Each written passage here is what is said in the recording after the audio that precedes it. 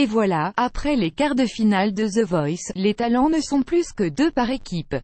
Ce sont les 3 talents de Pascal Obispo qui ont ouvert le bal de cette deuxième émission en direct.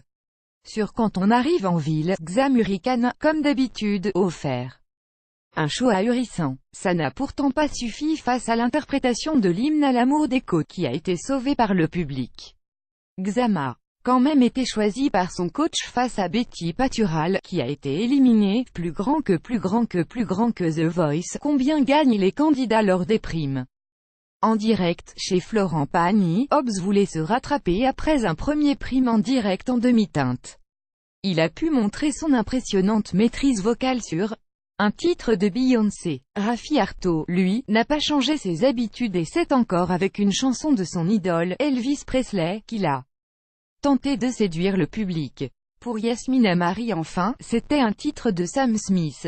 Les téléspectateurs ont préféré la fougue de Raffi Arto alors que Florent Pagny a repêché Yasmina Marie. Sur un critère de galanterie, Frédéric Lombois a rendu hommage à sa mère disparue 2 mois plus tôt.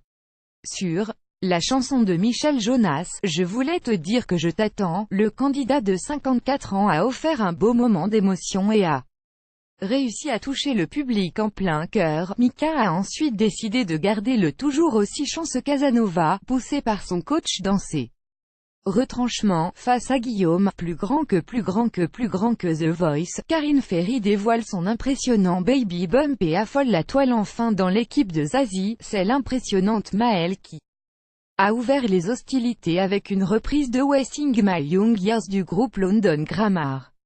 C'est le public qui avait soufflé à la jeune chanteuse le choix de cette chanson difficile et c'est le public qui l'a envoyée en demi-finale.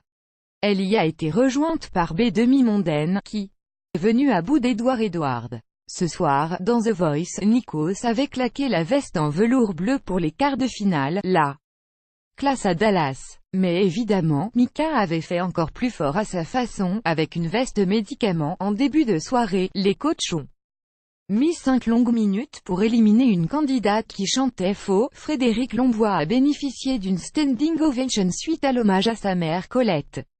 Il y a des candidats plus jeunes, stéréotypiquement plus beaux, et vous avez 54 ans, et vous nous avez tous émus. Le moment où Guillaume, perché sur une boule de Noël géante façon Miley Cyrus, est péniblement descendu, nous a régalé.